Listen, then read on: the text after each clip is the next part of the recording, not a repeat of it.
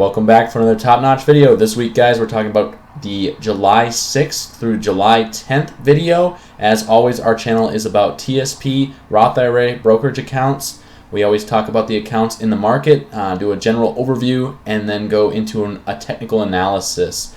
With this channel, we're doing very well. We are up for the year above the S, C, and I fund, which is the equity funds, or if you are in the ETFs, we are beating IVV, Vxf, EFA so far for the year. And as always, for those that are in TSP / brokerage accounts, they translate to C fund, IVV, ETF, S&P 500, S fund for TSP folks, or VXF is small caps for those in the equity funds / brokerage accounts and whatnot. I fund or EFA is international markets. They equal each other. And of course the F fund or AGG for bonds. That being said, let's go ahead and jump into our video. We've got a lot of exciting material for you guys today. With the Top Notch channel, I want to show you guys that this is a snippet from the TSP channel itself. As you can see, we are up for the year, almost $1,200, doing very, very well for the channel, beating all those equity funds for the year. Still a little bit behind on our S fund for the year, but overall, our overall picture is we are in the green for the year. What does that translate on a stock picture for you guys? That is right here for you. We are up 1%, 1.3% for the year, beating all equity funds, beating all markets, most markets for the year, extremely well. Very happy for where we sit with the with everything that we've had happen for the year. So we're very excited of where we're sitting. We still got another couple months to figure this out and try to continue beating the markets going forward. So we're sitting at 1.35 for the year. What is the market sitting at? When we look at that, here are our market numbers right here. So we have the C, S, and I fund. As you can see, for the year, they are still down for the year. The C fund's down 0.45%, S fund 3.8%, and I fund almost 10%. IVV, VXF, and EFA. Bonds is doing well. We haven't caught that just yet. We're about 5% behind it. We expect to catch that by the end of the year. The only other thing I want to mention is for you TSP folks, if you have noticed, they have separated the life cycle funds now by 5-year increments instead of 10-year increments. So you have these funds that go all the way up from 2025 fund all the way to 2065 fund. And what this basically means is if you want to take a lot less risk, you'd be in these accounts down here, and your more risk would be in these accounts up here.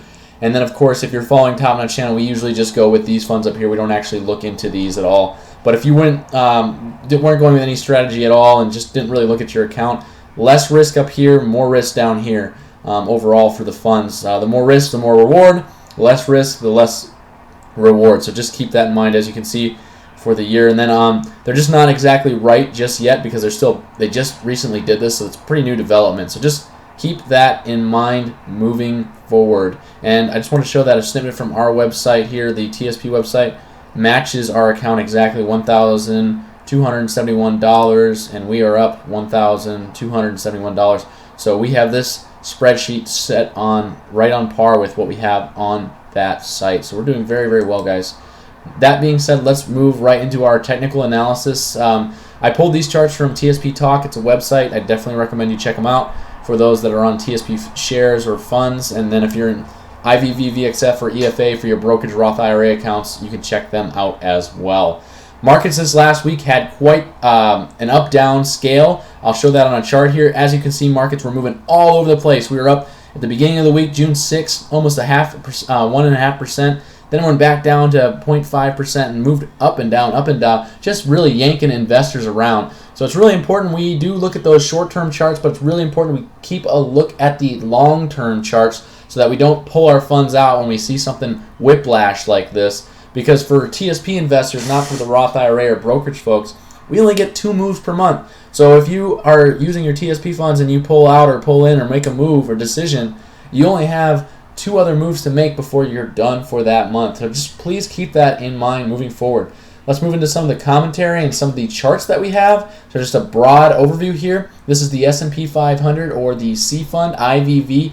As you can see, we've had this trend line, or Tom does some commentary on here for TSP Talk. and he's had this trend line drawn on here for quite some time.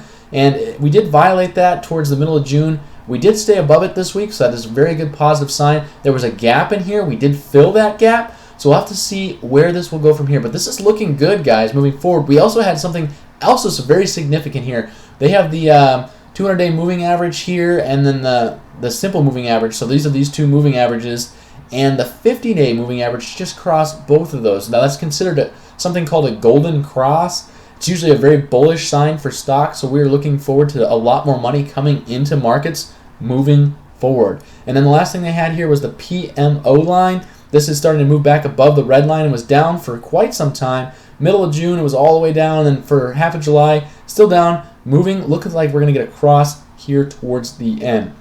One of the more interesting charts for SPY or the S&P 500, IVV, or the C-Fund is this weekly chart. They've been showing this on TSP Talk for quite some time now. Very, very interesting chart. Ever since 2018, we had a giant downward spike in the markets. People thought that was a giant downward spike towards the beginning of the year.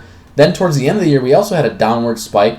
And then, and this is the 200 weekly chart, just to keep you guys in mind. Then we had this massive spike down in the year 2020. So this trend line has been drawn ever since 2018, which is pretty old. That's a 3-year-old trend line that's been rolling, and it's pretty much stayed within these lines moving forward. So very, very interesting. We did come way out of that towards the end of September and really racked it up.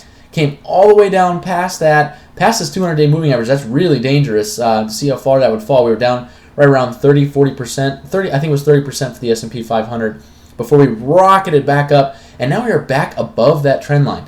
Now this could act as resistance. In the past, it's acted as resistance, resistance, resistance, and then we broke out, and then it really just took off. And we didn't even see any resistance in here for any reason. So I think we could possibly see this act as resistance once again. We'll be watching it very, very closely and keep you guys informed. As far as some of these other charts go, let's look at the S Fund. So the S Fund's been doing something kind of interesting here. As you can see, has these are little bull flags, which are good to see. We saw a bull flag here, and then it broke out, and we're seeing a little bull flag here, but we're not really sure what will happen past that. We'll have to look at technical charts moving forward. And then moving on to the AGG, we're going to skip EFA today. For AGG, this fund has just been continuing to rise. This is the fund that's been outperforming all the other funds for the year, up 6% for the year, which is pretty impressive for bonds. Really, really interesting how kind of overstretched it is. As you can see, a lot of trend lines drawn in here. It's still above the fastest moving average. Could possibly come back down to 88 flat, or I'm sorry, just 88.4, somewhere right around there, or we could drop and see it hit these trend lines for some resistance. We'll have to wait and see where that goes. One more just kind of broad stroke overview. I want to show this to you guys here. This is a 7-month daily for the C Fund.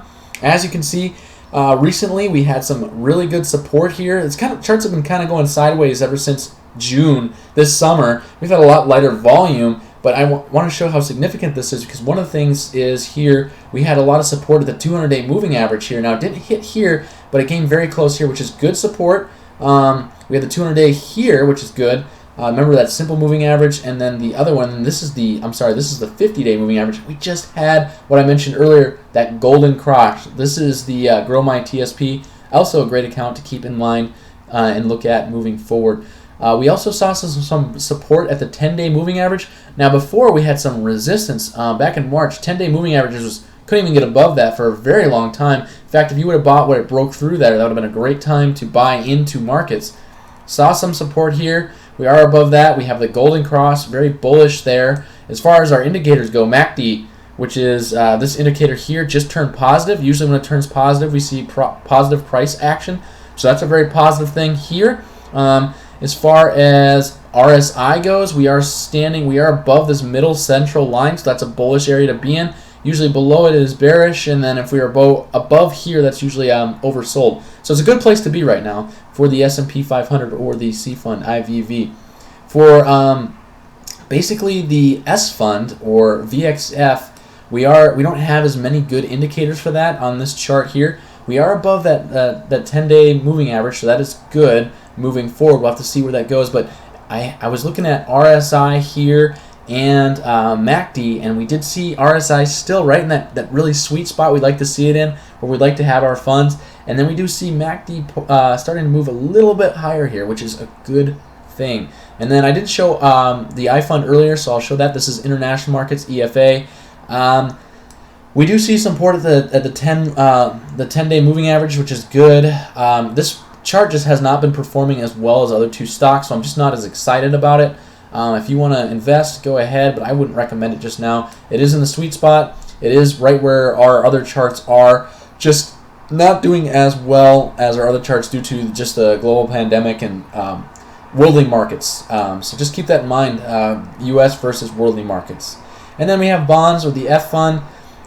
This chart has been really boring all year, but it has continued to rise. It is just way out there. It is way up there, making new highs. It is the outperforming fund. I would be really careful to get involved in this. I think we could see this possibly come back for the year and pull back just a little bit. So please keep that in mind moving forward. RSI is towards the overbought level. So we were overbought here in March. And as you can see, when we got overbought here in March with RSI, the stock prices plummeted down. And now we are sitting in the overbought category again, so please keep that in mind. That could be a warning or early warning for where stocks are going to go in the future. Now, it could last a little while. We could see that last for some time, but we'll have to look at the technical pictures and see where that is. We want to be a little more cautious with the F fund or AGG. If you've been sitting in that, please pay close attention. That being said, that's everything I have for these funds. Let's now go into a technical analysis of our funds. So the first technical analysis we're going to look at is IVV. Of course, IVV is the C fund of the S&P 500. Where are we sitting? Where are we going? We are above our 200-day moving average. We just had that golden cross, which is significant. Seeing a little bit of resistance here on this chart, which is FinViz. They have a line drawn for some resistance here. Really interested to see if we can't just get above that line. That would be very, very good. We'd like to see a breakout here. We'll look at it from a technical analysis and see where we're at. So, from a technical analysis, weekly perspective, long-term charts. This weekly perspective, the two things we like to look at is the PPO line, which is the blue and the blue line, and then the moving average, which is the red line. Now, usually when the blue line is above the red line, price, which is up here, tends to increase. When the blue line drops below the red line, price tends to decrease. We are blue line above red line, so that's a very good sign here. One of the things we do not like to see, though, is our derivative oscillator. Derivative oscillator is these basically green and red bars behind that chart. Basically, when it's going up in a positive direction, that's a good sign. When it's going down, that's a bad sign. So we want to see this going up, and we see price reacting positively here, as you can see on these charts. So we have one very good indicator. PPO is above our moving average. Derivative oscillator is not doing so well right now. It's still in a down market. It's been a down market for some time. You can see here, ever since charts have been going sideways for that's 1, 2, 3, 4, 5 weeks it's been moving sideways. Now, I think we could possibly see a fake out here. Usually with a fake out, we get to see some very quick price movement action right back up, or price moving quickly back up. I'm really curious to see what this next week will bring. As you can see, it's starting to kind of playing off here. We went from 4.36 on the derivative oscillator to 3.6 to 3.3. So if we go back to like 3.4, 3.5, that would be a really big indicator to get into stocks and a bullish indicator moving forward. On short-term charts for IVV or the C fund, really interesting. So if you were in these charts, you probably got yanked around quite a bit. We'd like to see that PPO line across that red line. Saw a cross back here in the middle of June. Wanted to jump on that, and then went right back under, and then we waited for this cross here, and then it started to take off just again. Now, we thought about selling here towards the end, but we want to see this line cross, and this is the reason we don't sell, guys, is because we got close, but we did not cross that line. So that was very important. Now we're starting to see the derivative oscillator go back up. We went from -9 to -5, so it's starting to move back up. Price is starting to move back up. And we can see a really good week coming up here in the short-term charts, next 1 week to 2 weeks. So we're happy where we're allocated at moving forward for IVV. I'll tell you my allocation in the end. But overall, we could probably see that break this line here with 2 positive weeks and get above this line of resistance and move forward and kind of get out of this rut and maybe see new highs towards the end of the summer, which would be really awesome. Moving forward to Vxf Technical Analysis. With Vxf, it's not quite where IVV is. This is the S fund, small caps.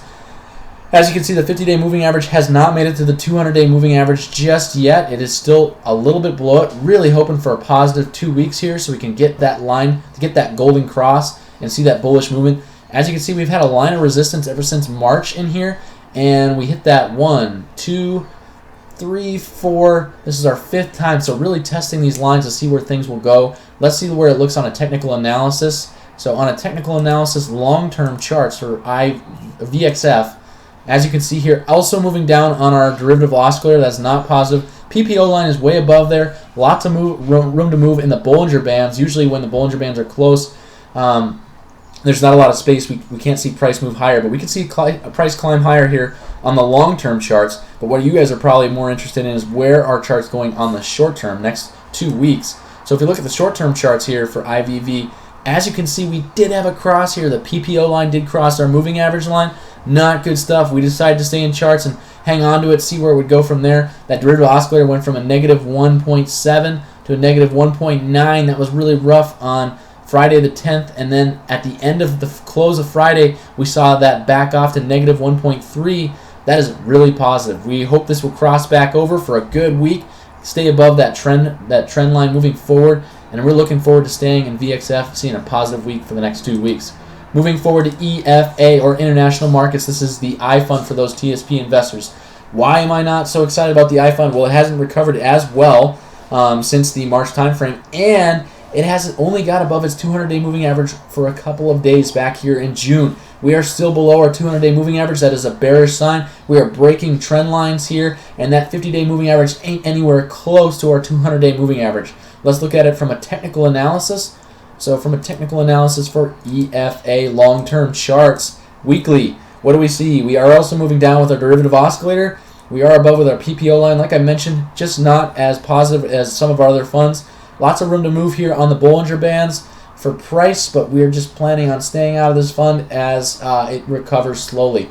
For a short-term weekly 4-hour chart, we see this fund also hit its moving average. It's kind of been very indecisive here. This doesn't give us a clear picture of where we should go or what we should put our funds into. Should we not or should we? We like to have clear decisions like here and here of where to put our money. And I'm not getting that picture right now with EFA. So we've just been staying out of international markets or the I fund for this time. Moving on to AGG or bonds. This has been the favorite fund for 2020. This fund has slowly crept up throughout the year and has just recently made new highs. Very interesting fund to watch, and kind of been fun to watch bonds get so high recently. I just see it above all these moving averages, and it has to come back and check it at some point. We haven't seen that just yet. We'll have to look at it from a technical analysis going forward. For our technical analysis, long-term charts for AGG or bonds or the F fund, what are we seeing? We did see that weekly fake out here, so that is a positive sign. We went from basically back at end of June, 0.91 to 0.96 or 0.97 on the derivative oscillator to 1.1. So that's very positive here. Still above the line here. Still a pretty safe fund to have your money in if you were going to stay out of Fox or equities, which are stock funds. I would put it in bonds. Still a good place to put it over the G fund for those TSP investors. Getting close to the Bollinger Bands here. Not a lot more space to move. Keep that in mind. Short-term charts, though, this is what concerns me. When we look at our short-term charts here, we are getting out of the Bollinger Bands here. When we got out of the Bollinger Bands, sure enough, price reacted, went back down. Our PPO line, the blue line, is moving back towards our red line here, so we want to be careful there. And our derivative oscillator is dropping. This was the first week Friday where we start to say drop. So we might just want to hold off and wait for this to come back, see where it's going to go from there.